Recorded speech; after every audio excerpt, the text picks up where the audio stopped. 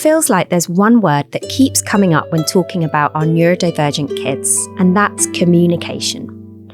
As parents, we're learning to help our children communicate, ourselves to communicate their needs, whilst also learning how to explain neurodivergence to them and others. Dr. Donia Fahim is a speech and language therapist, behaviour analyst, and founder and director of Education and Therapeutic Spaces. She co-wrote a really helpful book with Dr. Ria Poole called Let's Talk, Navigating Communication, Services and Support for Your Young Child with Autism. It's designed for professionals to share with families who are right at the start of that journey, either going through diagnosis or just coming out the other side. And it's packed with useful, empowering stuff. Donia's really passionate about how kids with language and communication needs learn best, how the environment affects them, and how they respond to the world around them. She's been doing this work for nearly 30 years, so we're in really safe hands.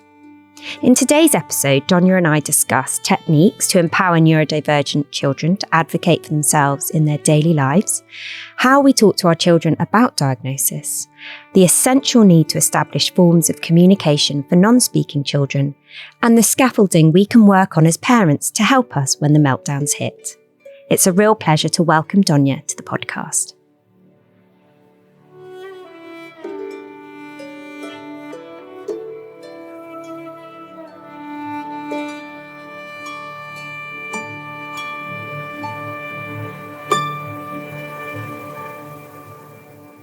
Donia, it's so lovely to have you here on the podcast. And I'd love to start, if you wouldn't mind, just telling the listeners a little bit more about you and the work you do with neurodivergent kids. Yeah, thank you, Izzy. It's such a pleasure to be here with you. So I've been working with neurodivergent children for almost 30 years, and I initially qualified as a speech and language pathologist or speech and language therapist, as we call them here in the UK. And my journey has taken me all around the world. So I've worked in Africa, I've worked in the US, I've developed services for children with special needs, but particularly with children with autism. I've been an academic as well as a therapist. And in my journey, as I've seen a need or to develop a better understanding of the children, that's where my training has gone. So I initially started as a speech and language pathologist, but then moved on to more behavioural psychology to better understand why the children were communicating behaviourally with their different challenges and difficulties. And then I trained in sensory integration because I wanted to better understand the sensory needs of the children, and then trained in feeding.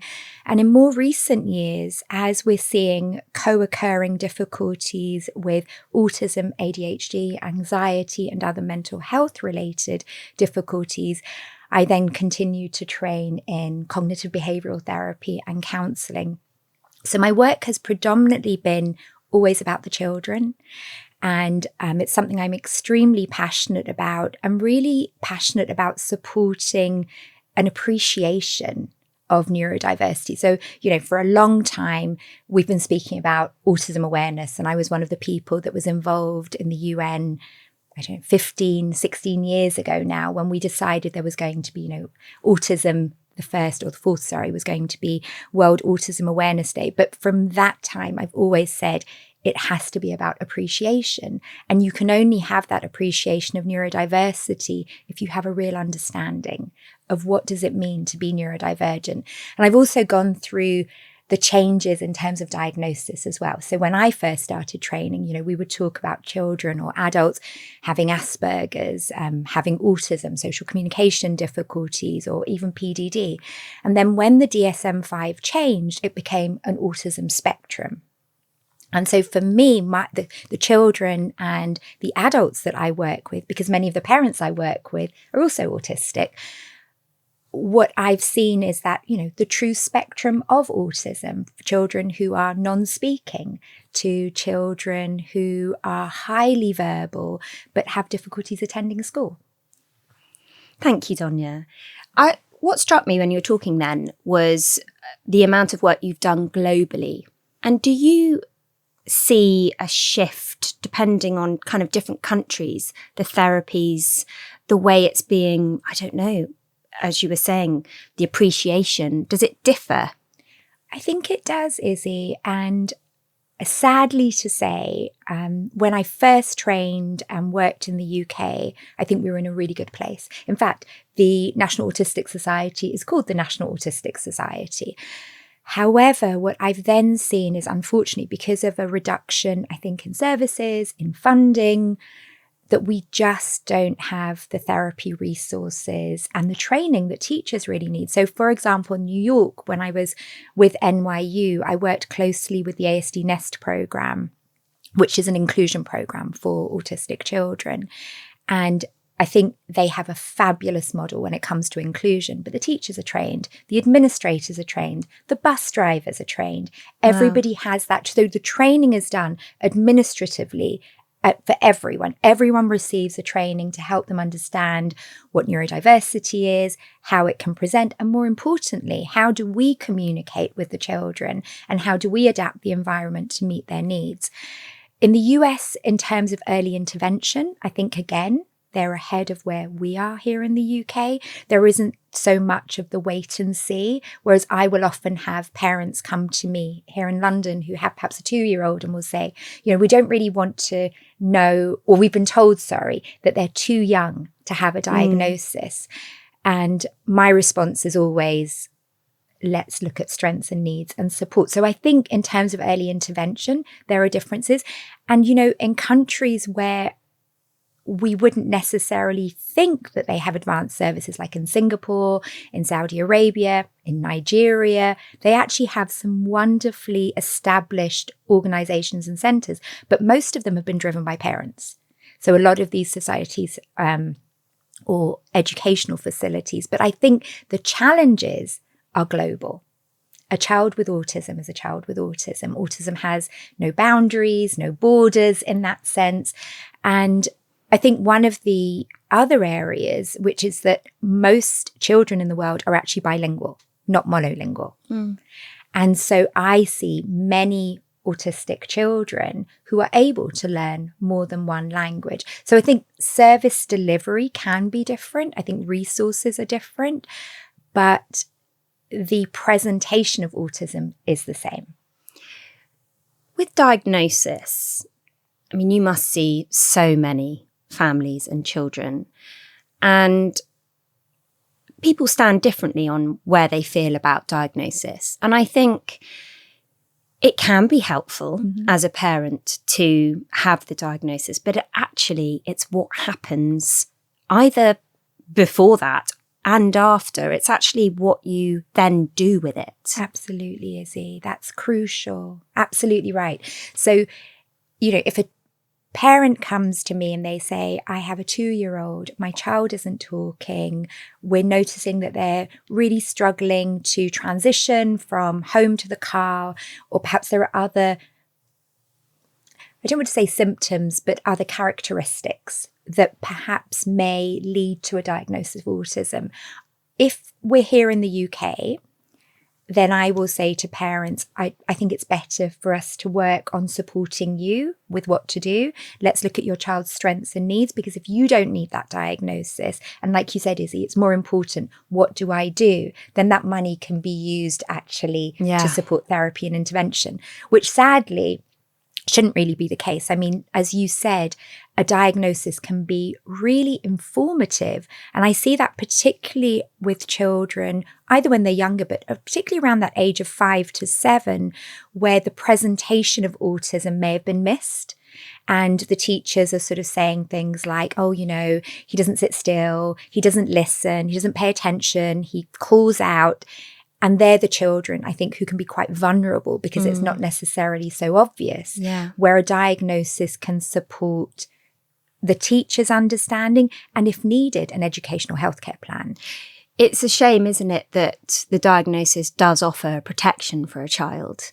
And I do think that's where diagnosis is helpful when you are looking at education, as you say, educational healthcare plans. Having that diagnosis is useful, but it is a very expensive route. And as you say, that Absolutely. money could be used for the therapies that are actually going to benefit the parent and child.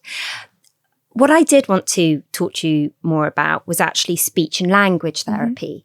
As a parent of a neurodivergent child, often you suddenly these therapies are offered to you, and actually you don't really know exactly what they are. And speech and language therapy could be an assumption that it's a delay of speech or non-verbal. So would you mind just telling us a little bit more about what speech and language therapy actually is? Yes, of course. And I think when it comes to speech and language therapy for neurodivergent children, particularly children who are autistic, it can look quite different because we're not necessarily looking at speech sound difficulties, or it could be difficulties with the language. So a speech and language therapist is medically trained as well.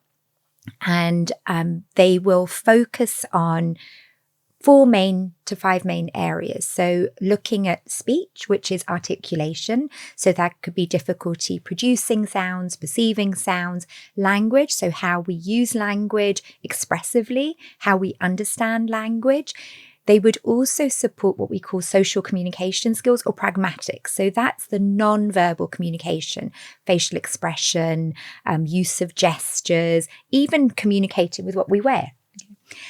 The other areas those speech and language pathologists or therapists will work on would be feeding. So children who are perhaps picky eaters. Oh, wow. Yeah. So that would be another area. Feeding and swallowing difficulties would be the other area. And many of the children who I see will have these sort of more complex profiles where they may have feeding difficulties as well as difficulty with communication. And some of them could be non-speaking.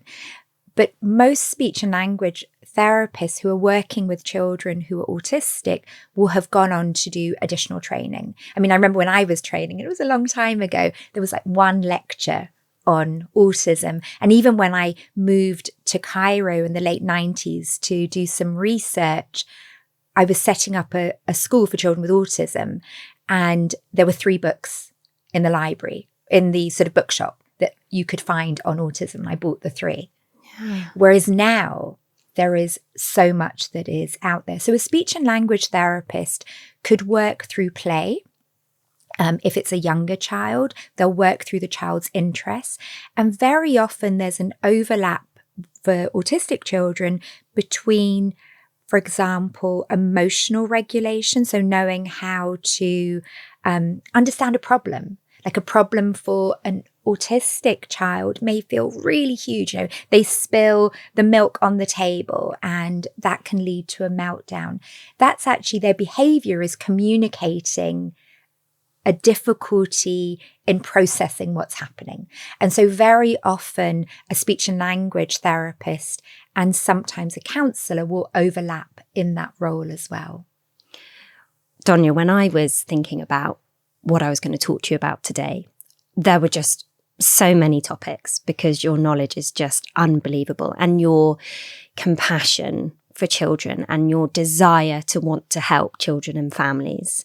You know, we have a personal relationship outside of this conversation. The word that kept coming up was communication. And it suddenly struck me how many things communication links with. Yes. And there was actually something that you write in your sort of intro, and I'm just going to read it. Right. It says compassionate communication means being able to do and say what feels most genuine, holding the person in our mind and heart as we listen to what they want to say, particularly when sharing challenges. It means clarity and practicing the art of listening without judgment. I just thought that was such a beautiful way of talking about how we communicate with autistic children. Yeah.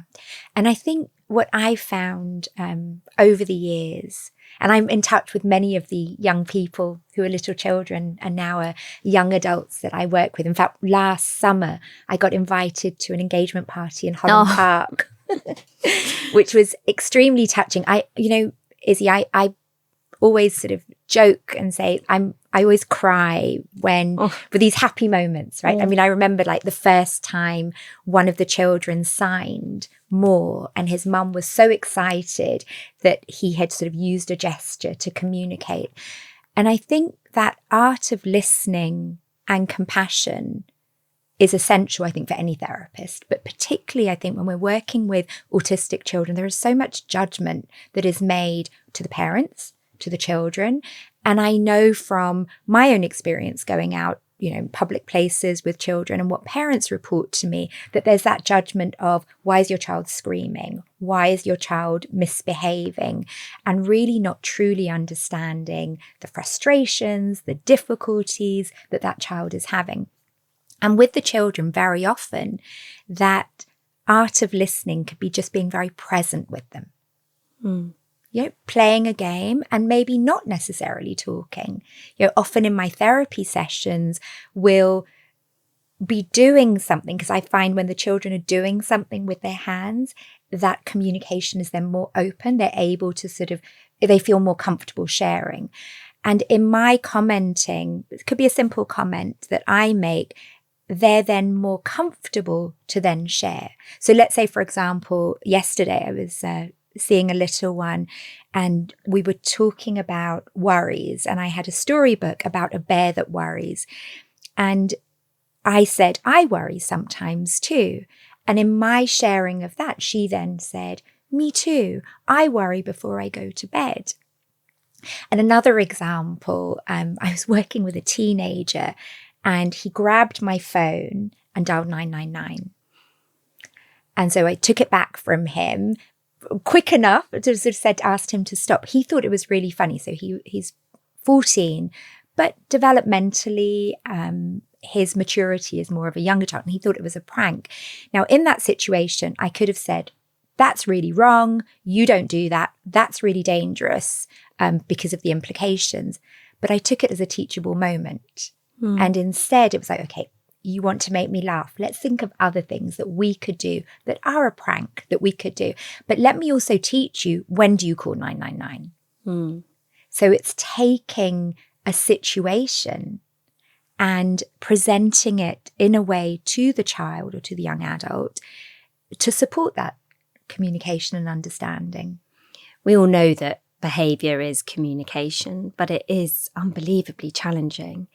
And having the skills to stop and think about how you're going to communicate with your child in that moment, if you're fearful of, whether they're in danger, as you were saying, the judgment, you might be aware of the people that are around you. What are your kind of suggestions for parents in those moments? I think, if you don't mind, I'm going to sort of take it back one step. And that is, I think, some foundational communication skills or strategies a parent can use all the time. And that then supports them in difficult times as well. Okay. So one is allowing extra time to process. So if you ask a question or make a statement, many of the young people and the little children I work with need that extra time. So either as a parent of a younger child, you wait, count in your head 3 to 5 seconds. But for an older child, I may teach them to self-advocate, to then say, I just need a moment. So one is allow processing time. The second is reducing questions. So not asking too many questions. Let's say you're playing with your child. What colour is it? What do you do with it? What did you do at school today? Those sort of questions that we naturally use as neurotypical adults to start a conversation and to continue a conversation, to maintain a conversation. However, most of communication is actually statement-based. And so let's say you and I were going out to dinner, we would not be asking each other questions. It would say something, I've not been here before. It's a statement. I'm feeling quite hungry. I'm not sure what I'm going to have. So they are more statements. So using what I refer to as declarative statements. So processing time, not using questions, using declarative statements, and then repeating back what your child says. So scaffolding the language that helps them know that you've heard them, that you've listened to them. So the child that says, school was really boring today. You say, school was really boring today. So it's that sort of, you're inviting them to tell you more. Mm-hmm. And that's your sort of foundation. For very, very little children, I would also say follow their lead, talk about what they're doing, and also using positive language, right? Tell your child what you want them to do rather than what you don't want them to do. So that's sort of a foundation that you can always do. So then when you go into these moments which can be more tricky, and I refer to that almost like a rumble, because once a child peaks and escalates, there's very little you can do. The most important thing is you're present with your child and usually saying very little. Like if a child is sort of has a real emotional outburst. But the main thing is when they are at this sort of rumble phase, that our behaviour has to be actually non-authoritative, that we also notice. So you would say, I can see, like their face is like tensing up. I can see that your face is tensing up. Maybe that you have a safe word, that you agree on a safe word and that you can take them somewhere else, or they know that that means I really need a break, mummy. So I think these strategies are more also about reading your child's non-verbal communication skills. And for a child who is more verbal and able to have that exchange with you, really asking them, what can we do? What can mummy or daddy do to support you in that situation when this happens? As parents, we have to be these experts that have had no training. No. But you do learn that you almost need to, if a meltdown occurs, it's sort of looking back and going, what was the steps that led to that moment? That's right, Izzy. And so as a parent, you are on high alert because you're constantly having to observe. And actually what you're talking about there with scaffolding is so useful. So thank you. You're welcome. Because I'm so keen on the podcast to help educate, and you're a brilliant guest to help us do that. Obviously, we're talking about a spectrum here. Yes. So needs vary. Children are all unique. But what I would like to learn more about actually is non-verbal. Yeah, absolutely. So interestingly, Izzy, children, sometimes I will refer to them as non-speaking. We can say non-verbal as well. Okay. But for the children who are non-verbal or non-speaking, it's essential that they have a means to communicate. So spoken language is just one means of communication. So before the iPad came out and before we had apps like Proloquo, which is an AAC app. So AAC stands for Alternative Augmentative Communication. We used symbols, so pictures, for children to use that to communicate with, as well as sign language. So typically, for a non-speaking child, I would have always supported them with signs. So whether it's, I want more, I want a drink, I want to eat, carry me up. So the different gestures that we can use to support them. With the technological advances that have taken place, we're now in a position where apps like Proloquo are affordable. So it used to be when I first trained that to get sort of a Dynavox or a device that you could use for communication would cost thousands and thousands of pounds, and it was really complex and difficult to use. When you're using a voice output device, so I refer to it for the children as their talker, their talk pad, it's really important that whoever is working and supporting the child, whether it's the parent or the teacher, learns to use it too. And you're almost becoming bilingual. So one of the ways of using it is actually that you model. So for example, let's say I'm watching TV and it's like an episode on YouTube with one of the children, and there's a character they really like and the character jumps. So I would say something like Pokemon jumping. Or let's say they're eating. I could comment and say, you like strawberries. I like strawberries. So that you're using that to facilitate their communication, which then reduces behaviour difficulties. Because what we used to see in the presentation of many young non-speaking autistic children is that it also came with behavioural challenges as well, which could be self-injurious behaviour. Because if I can't communicate, it's too loud, it hurts, this is too tight, then I'm going to communicate in a way that I can help me stop something, or if I want more of something. And that's why, some of the non-speaking children, when they're really little, they'll lead. So we'll support that. We'll support the leading, because I'd rather the child lead me to the item they want rather than seeing them get frustrated or screaming. I think one of the pet peeves I have is when I hear adults say to children, use your words. And if they could use their words, they would use their words. Yeah. And the other thing to remember is that even for children who are verbal, that the non-verbal communication can also be easier for them too. So sometimes writing a message saying, do you need a break? And showing that to the child when they're having a difficult moment can actually be easier for them to process than saying it verbally. And again, that's a conversation to have with that child. But for the non-speaking children, I will make sure also not only that you're supporting the communication, but that the parents and the caregivers understand and use it. And sadly, Izzy, I'll often do school visits where the child has a talk pad and it's just too inconvenient sometimes for the adults to be using it too. And I think that's where I would love to see that change too, because if we've got more children who are positively using that, I mean, I have wonderful memories of children where I've seen what they're capable of doing once they have a means of communicating. Because if initially it's sort of tapping on pictures, then after that, it could be that they're handwriting messages. It could be that they're typing messages. There's a wonderful documentary, I think it's called Jabberers and Talkers, which is about adults who are autistic, who communicate with their sort of different talking devices.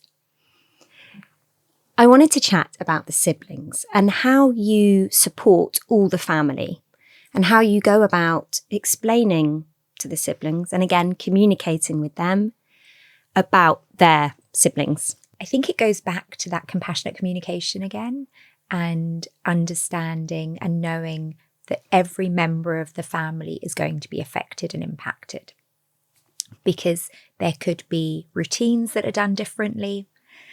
There could be meals that are done differently. Even celebrations may be different. And so I think giving an opportunity to a sibling to be heard, to share their frustrations is really important. And so I will often, when I'm working with a family, will suggest that I have a session with the sibling as well. And in that session, I think we have to always remember that a child is a child who is autistic, but each child is going to have their own unique personality. And so siblings are going to quarrel, siblings are going to have differences, but it's helping the sibling understand that their brother or sister's brain is wired differently. And I think if we can support it as a difference, then that can be really helpful.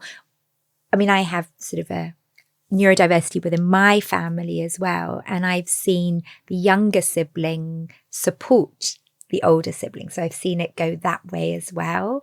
But at the same time, I think it's the way we talk about neurodiversity as well. I think it's a conversation that has to be done with kindness. And I think the sibling who isn't neurodivergent, the neurotypical sibling, really needs to be heard as well, that this is annoying, that this is frustrating. I had written a little story for one of the children I work with because her sister would always, her autistic sister, every time she would build something, she would just knock it over. And it would happen, you know, whether it was blocks, whether it was Lego, whether it was sandcastles, and involving her in the therapy, it actually helped her to then appreciate that her sister saw things in different ways, that actually, you know, what's the point of building a sandcastle if you don't knock it over as well? And so I think it's supporting the sibling in the understanding, but also being really careful not to put the responsibility on the neurotypical sibling too, so that it's compassionate but balanced as well. Because often the siblings have to make so many sacrifices, Absolutely. you know, and it's when, as you say, when the rumbles are happening, often it is the siblings that suffer. Right. And again, you know, it's all about learning how we communicate what is going on. That's right. And again, you know, how do we communicate to our neurodivergent children about what's different about their brains. Right. And I think the way we talk about that, I think it's going to be so individual. So I'll often sort of, first of all, think about the interests or ask them or have a better understanding of their interests, because that can help me with how I'm going to talk about it. So let's say it's a child that loves Pokemon, then I may say to them something like, you love Pokemon and you know so many things about Pokemon. And I will go through the different areas or their presentation of both strengths, but their areas of need, because I think it's also really important, Izzy, that we also point out to the children where things can be tricky and how that impacts how other people may relate and feel towards them as well. So let's say you've got a child who speaks their mind. They speak the truth all the time. That's great. But instead of saying, you can't say that, well, we all have thoughts about people. I was sitting on the underground next to someone thinking, oh my gosh, I wish you'd use deodorant. That was a thought, but I didn't say it out loud, right? So you teach children to keep a thought. Or let's say, your mum and somebody gives your child a gift and they don't like the gift. And they say, I don't like it. Mm. So instead of saying to them, well, if you don't like it, you have to say you like it, which isn't true. They can just say, thank you. Mm-hmm. So we're also teaching that sort of hidden curriculum, or those hidden social rules that are there as well. So we point it out to them. We help them see that, that's not so obvious to them, or that for them, perhaps, they're listening, but making eye contact isn't easy for them. And how can they let their teachers know that they are still listening? So it's supporting them in understanding their autism. Mm-hmm.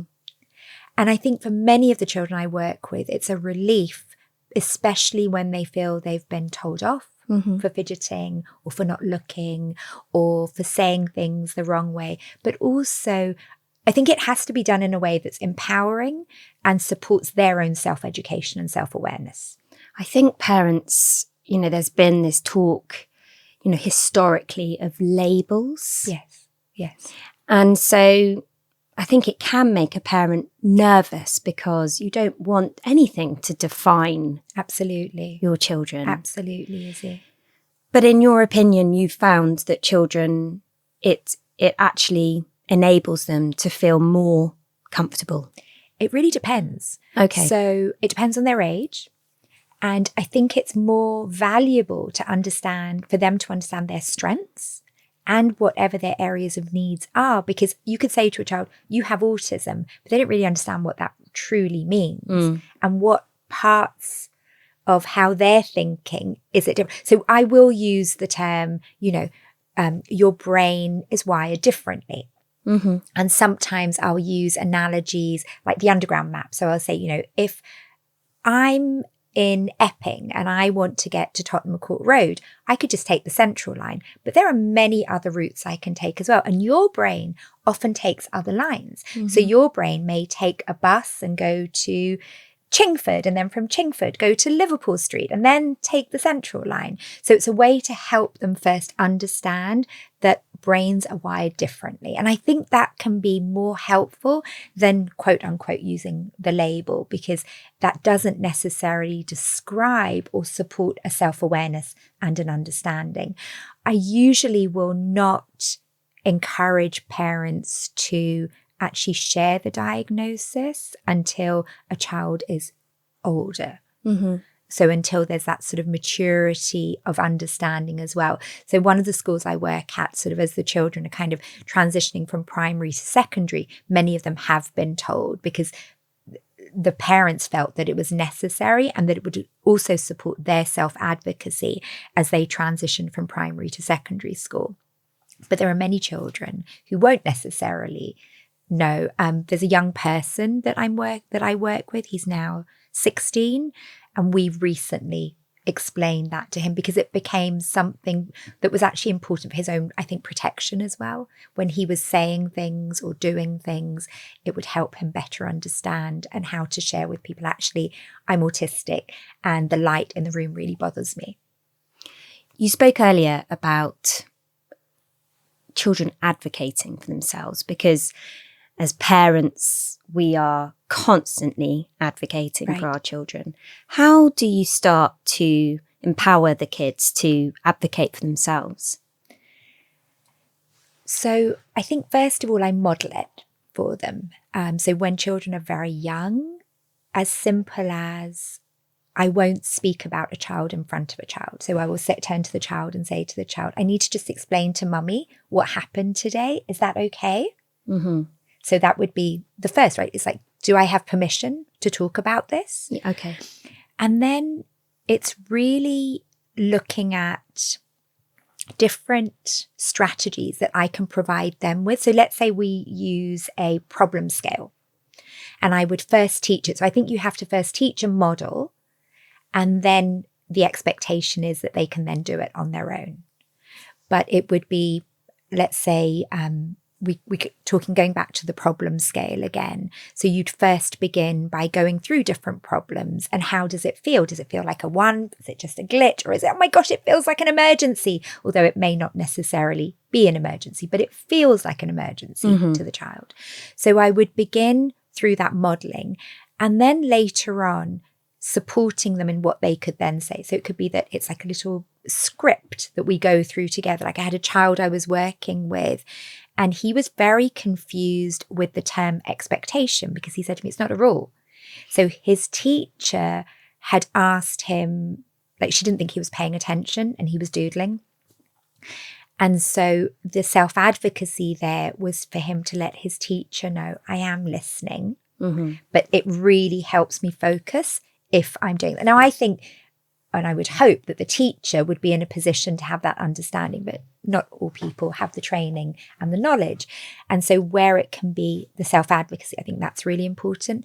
Because when they go through the school doors, you can't be their advocate. That's right. And that's right. the difficulty, because, you know, if something comes up where they haven't behaved appropriately for whatever reason, as a parent, you might be going, okay, well, I wonder what happened. You know, you look at it from such a different perspective than the actual situation that occurred. That's right. So, you know, teaching them how to self-advocate, I guess, can that start, you know, can you start modelling from as young as possible, really? I think so. I think we do. We start modelling, you know, even if it's things like they don't like a hug or a kiss. So I'll say to lots of children, we can do a hugless hug. Yeah. You know, we'll just do that instead. So even modeling that, you know, you're kind of, so as you're walking in to visit grandparents who really want to give them squishes and hugs, that they say, hi, grandma, hugless hug, giving you a squeeze, so you model it for them. And I think, Izzy, what you're saying is so important, because we're not there all the time. And so if we're the ones that are advocating, but we're not teaching the self-advocacy, then we're not going to support our children to be successful as they transition into, you know, to whether it's higher education, whether it's vocational training. They need to have the skills and the tools to be able to do that. Donia, you go into a lot of schools and see a lot of children. And so obviously you're witnessing a lot of different school environments. What do you think schools and teacher could improve on with how they communicate with neurodivergent kids? I think the first is educating themselves with an understanding of neurodiversity. I think we have a somewhat still superficial understanding. And we still think of it as, oh, let's give them a weighted blanket, let's give them some headphones, or some earbuds, or here's a fidget tool, and not really understanding the cognitive differences, that it's actually processing the world is different, understanding what you're writing is different. You know, if you say to a child, did you drive here? The child will turn around and say, I'm a kid, I can't drive, you stupid. Right. And they may say all of those things, right? And the teacher then would get upset that, you know, he's called her stupid and that's not appropriate, instead of taking that as a teachable moment. So I would say supporting our children, particularly when it comes to navigating the social world, in helping them better understand the perspective of, so if you say that, this is how it can be taken. And now I understand that you've said that and what that means too. So I think I would love to see the support taking place for it to be true, meaningful inclusion across the sensory needs, the behavioural support, so lots of positive behavioural supports. It's so easy to tell a child what you want them to do rather than what you don't want them to do. And that's actually, it changes things dramatically. You know, the child that is running in the corridor and you say, don't run. Well, if you said, can you walk? We're walking in the corridor. It's going to be just easy to do. So you've got your kind of positive behavioural supports, looking at the sensory environment. You know, let's say the lights do bother them. Let's say it is really noisy, or the bathroom smells really bad. So helping them choose a urinal that doesn't smell so awful. And then the academic support are really about differentiating our instruction and how can we, again, goes back to modelling. How can I model? How can I demonstrate and show what's expected? And they're often, Izzy, really tiny tweaks. You know, a child sees a blank paper that they need to complete. So if you say, I want you to write 3 lines, I want you to write 3 letters, I want you to, so you're quantifying something and making the expectations really clear. So the sensory, the behaviour, the academic, and then of course the social communication. Donia, thank you. I think as a parent, I think we'd all just like a Donia on our shoulder. Bless you. Just to give us these, you know, they're such practical, helpful ways to communicate with our children for people who are, you know, whether it's family members, whether it's people in education. So much of it is about communication. And that really struck me actually when I was sort of thinking about what we were going to chat about today. And I just think it's just been incredibly insightful, and I could stay here and chat to you and soak up your wisdom all day. So thank you so much, Donia. You're so welcome. It's been such a pleasure, Izzy. Thank you for having me.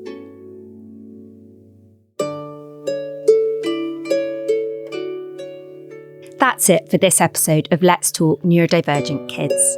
If you enjoyed today's conversation, please do subscribe, leave a review, and share this episode with anyone who might find it helpful. Your support really means so much and helps us to reach more families navigating the world with their neurodivergent children. I'd also really love to hear from you, so you can get in touch via email, that's hello@letstalkndkids.com, or message me on @letstalkndkids on Instagram. Thanks for listening, and join me next time on Let's Talk Neurodivergent Kids.